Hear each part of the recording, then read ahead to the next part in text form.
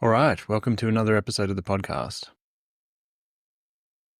In this episode, I want to talk about something that I personally struggled with a long time ago, and that's dealing with pressure in life. What's really fascinating when it comes to our personal struggle with pressure is how it can determine whether or not we step up to the plate that life is presenting us to step up to. It's an interesting experience that I see many people wrestle with. And it ultimately comes down to our perception of the circumstances and our perception of ourselves. See, pressure itself inherently isn't a bad thing. Like all things in life, it's actually neutral. In fact, I would argue that pressure can be helpful. Just think of the analogy of a diamond, right? It's carbon that has been under a lot of pressure for a really long time eventually turns to a diamond.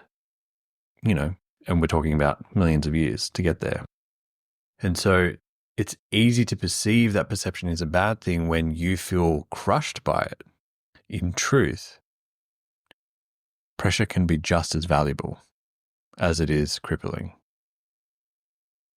So then what's the difference between circumstances where we feel crushed by pressure and we feel an experience of growth when we're dealing with pressure?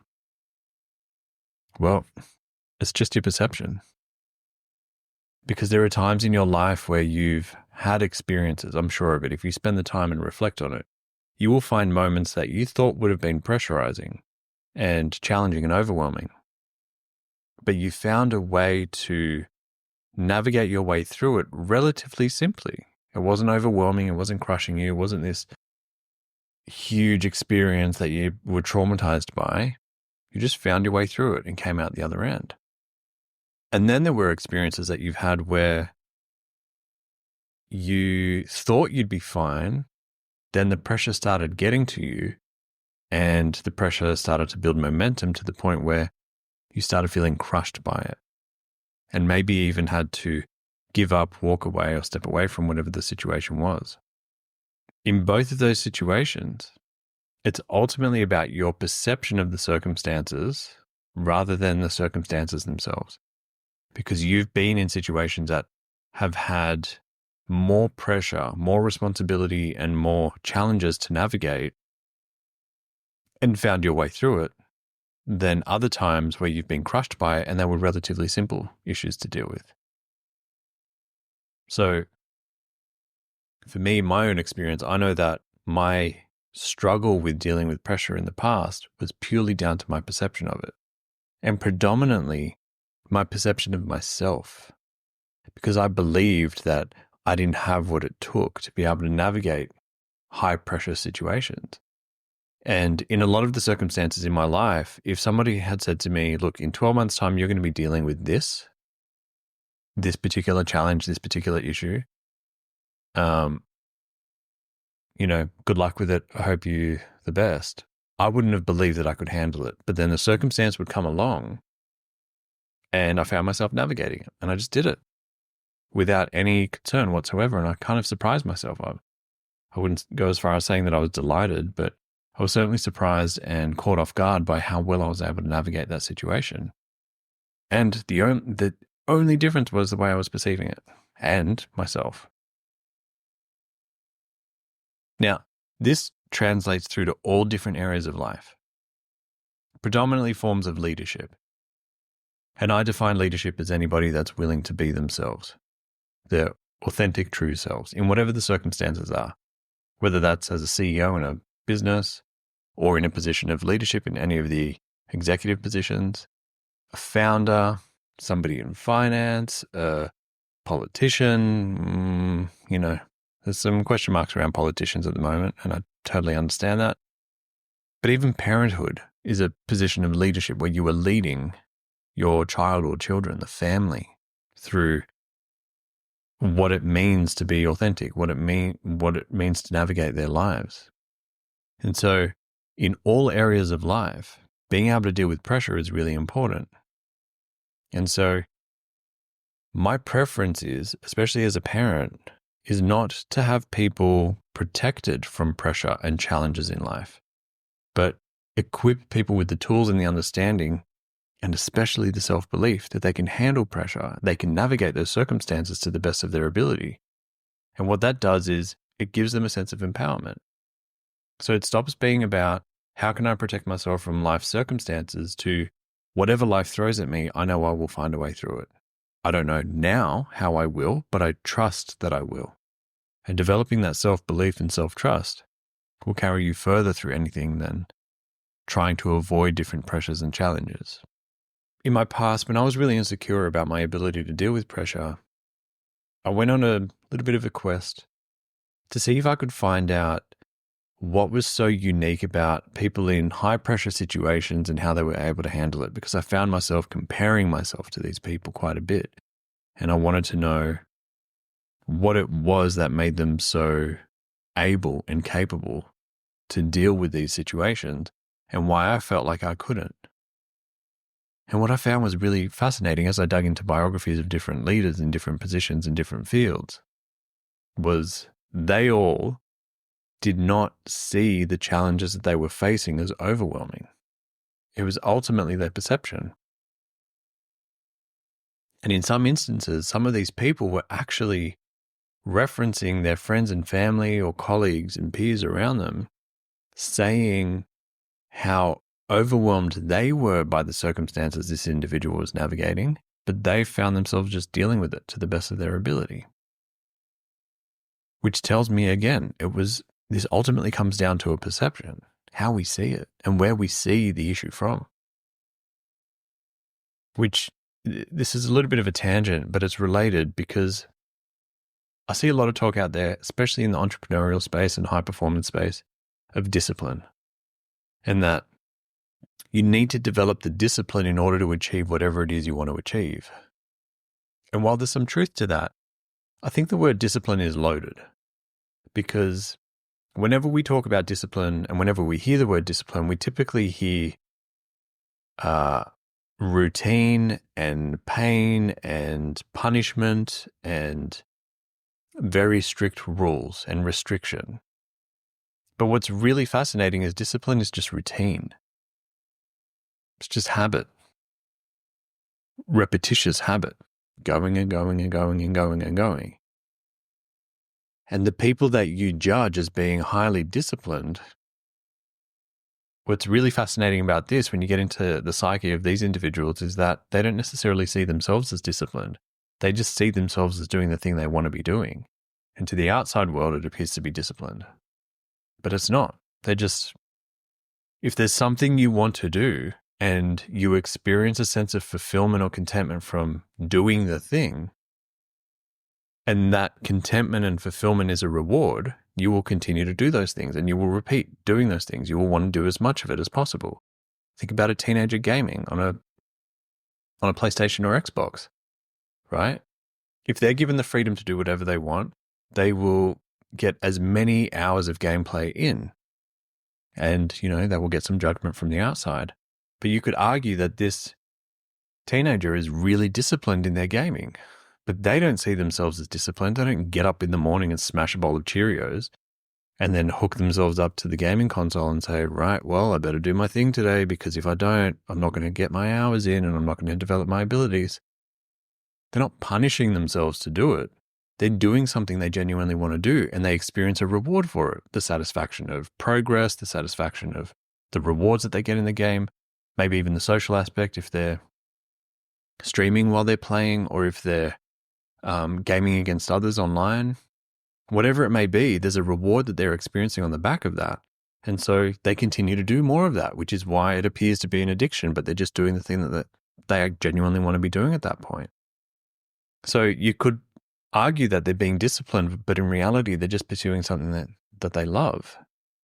Even when they fail, even when they're not getting the scores they want, or they're not making the progress they want to a specific area in the game, or they're not getting certain rankings, they persist with it because there's enough of a reward in the doing of it that they'll stick with it. And you can see this across the board with high performers, professional athletes, pro bowlers, people in positions of leadership, CEOs who are dealing with all kinds of economic challenges or business challenges internally, and they will find a way to navigate it, because to them, it's not discipline. To them, it's they see it as an opportunity to be able to do what they love doing. And so this ties into our perception of pressure, because other people might look at those circumstances as highly pressurizing, but these individuals see it as something that they genuinely want to do. And so there isn't so much pressure associated with it. Or if they do have a perception of pressure associated with it, it's not a negative one. It's not skewed into the negative and painful. It's just skewed into a kind of pressure that wakes them up, enlivens them, gives them a reason to get up and go. I remember when I was a teenager and I was gaming, I was playing on my Xbox and Nintendo, and I found that there were days that I didn't do so well. I didn't make so much progress in the games that I was playing. But the following morning, especially if it was during the holiday vacation period, the summer period here in Australia, I would get up the next morning, even though I struggled the day before trying to make it through certain levels, I would get up the next day with an enthusiasm to tackle the challenge of going after it and seeing if I could make that progress. And sometimes it would be days back to back where I just get stuck on the same level, but I persisted enough to break through and then move on to the next level. That externally appears to be discipline, but to me, it was enthusing. It was something that energized me. It was something that kind of gave me a reason to get up and go, because otherwise the school holiday vacation period started to get a little bit boring, especially the summers get really hot here. So it was a reason for me to stay inside and stay out of the heat without getting sunburned and without dealing with dehydration and whatever else, especially during, the midday hours. And I'd be able to throw myself into this thing, and I loved it. I enjoyed it. It kind of felt creative because I was problem solving. That's not discipline. That's not pressure. That's something that you are sort of called to do. And I know that I'm talking about gaming, and people being called to game is an unusual thing. But it's more about being called to solve problems and do something that actually inspires you and gives you a reason to get up, that you feel enthusiastic about. That's what all of this is about. And that's the difference in the perception that people have when it comes to pressure. I'll show this other personal example. Before I started getting into coaching as a coach, I was absorbing all of these different ideas around philosophy, psychology, mindset, human behavior, and it was making sense to me. It was really helping me make sense of myself and make sense of the world. I felt like I was being given puzzle pieces that I was struggling to find for such a long time, which enabled me to work on myself. And as a result of working on myself, when other people were sharing difficulties that they were wrestling with, like anxiety or depression, I'd share some of the insights that I learned along the way and say, hey, consider it this way, or here's a reframe, or here's a different perspective on that. And it seemed to have an effect. To what extent, I don't know, because I didn't follow up, because these were social settings, but it seemed to help these people. And they were also appreciative of how much I was able to simplify what felt like a really abstract and complex issue of the mind and our behavior. And so I started to have a couple of people encourage me to consider being a coach. And I was really resistant to it. I had a lot of anxiety about being a coach, because to me that was way too much responsibility, and the pressure from that responsibility of helping people with their lives was too much.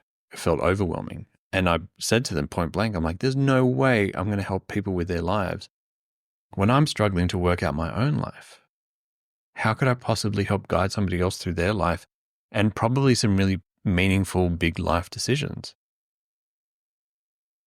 And what's fascinating is, while that anxiety was present and overwhelming me at the time, eventually I came around to the idea, and it took me a little while. It took me about a year to fully embrace the idea of coaching. I sort of dabbled in it and explored it, and then stepped out and then dabbled again until I fully committed to it.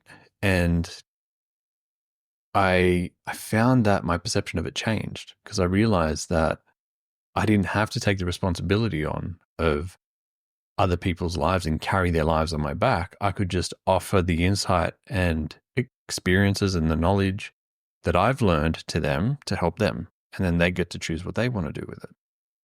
And so because of the reframe, I started seeing the experience as less pressurizing, and there was less responsibility with it. Still responsibility to be considerate and to treat people like you actually care about them, like you would give the advice or guidance to a family member that you care about. But the level of responsibility and pressure dropped.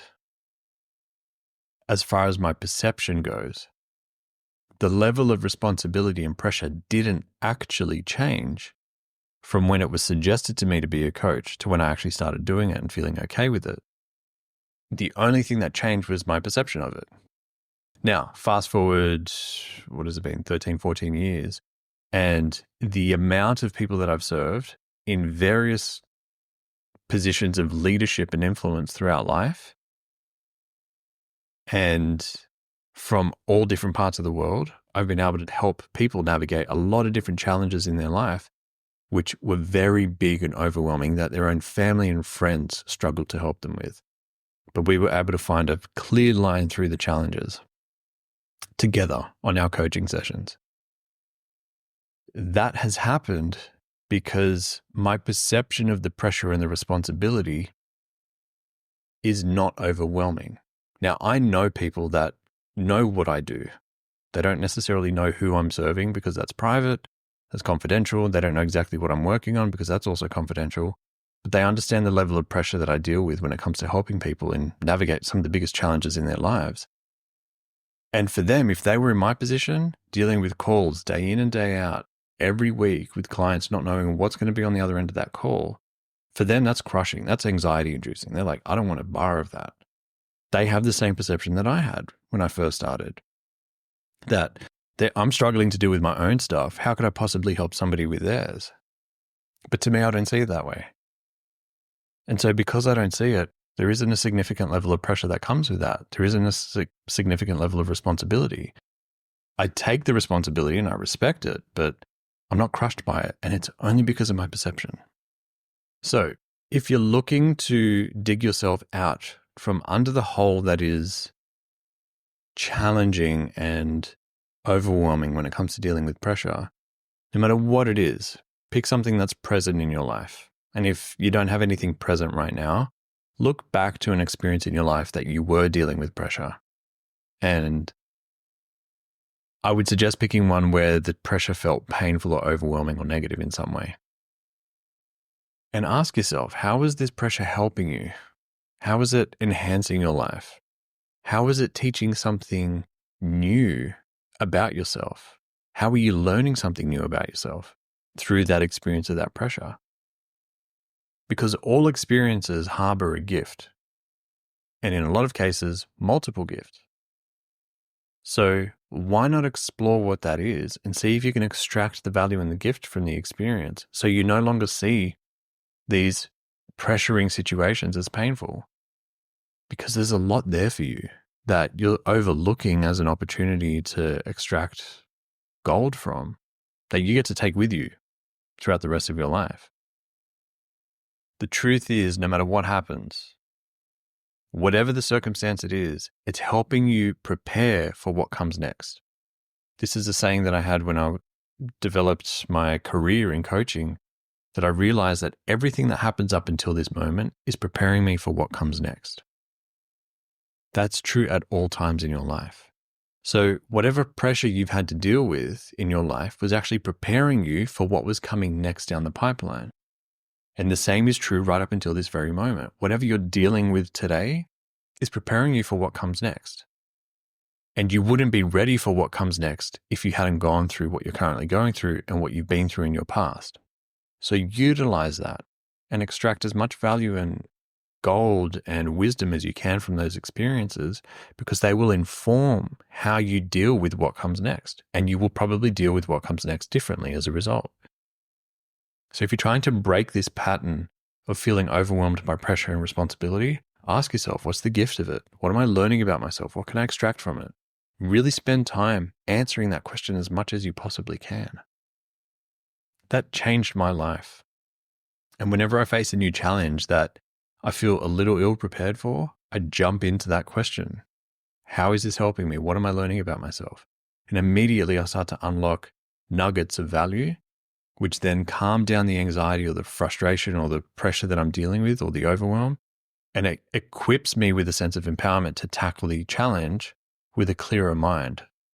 Because when we're feeling overwhelmed and we're dealing with anxiety and frustration and worry and concern, we're not thinking clearly, and we rarely see the appropriate and most effective solution to whatever problem we're facing. So if you're calming all of that down, you calm down the amygdala and the emotional centers of the brain, which then allow your executive functioning prefrontal cortex of the brain to come back online, fully engaged, which has a clearer picture of the most appropriate solution. As the saying goes, fear gives the worst advice. And so if you're dealing with overwhelm, you tend to react out of fear and make unwise decisions that tend to perpetuate the issue and the pressure that you're dealing with. So do the exercise. It's really simple. Simple doesn't mean easy because it's forcing you to look at the thing that's uncomfortable and find value in it. Most people will just look at things superficially, look at it at the surface, judge it at surface level and say, that's painful. I don't want anything to do with that. And they try to avoid it and push it away. That's not serving you, because the more you avoid the things that are challenging you, the less likely you are to get where you're trying to go, because the things that you would love to have in your life are on the other side of the challenges you're avoiding. So start stepping up to those challenges. And I assure you, when you start to realize that there are gifts in that for you that have nothing to do with the destination and have everything to do with the journey, you're more likely to arrive at a really fascinating destination in your life. So reframe pressure. Pressure is not good nor bad. It's both equally, and it's giving you a lot of opportunities, but it's up to you to extract what those opportunities are and find them, because that's where most people overlook pressure and challenges and say, I want none of it. So they're throwing the baby out with the bathwater. Don't do that. Hold on to that baby. Get rid of the bathwater. So with that being said, I hope there was value in this. Please come back to this episode if you ever find yourself dealing with a lot of pressure, because it may be the reminder and the prompt that's going to help you. And if there's someone you currently know that's wrestling with pressure, please send this to them. It might be exactly what they need to hear. Certainly would have been great for me earlier in my life if I had heard these wonderful insights that I've learned. So with that being said, thank you for being here. Thanks for listening and watching. Please take the time to leave a review. We're collecting reviews, which is amazing. And I thank all of you that are leaving reviews. So please leave more. It helps. It helps prop up the podcast and get it out to more people and let other people know that there is some value here if they spend time listening. Anyway, that's it from me. I'm Giorgio. Thanks for being here. See you in the next episode. Bye.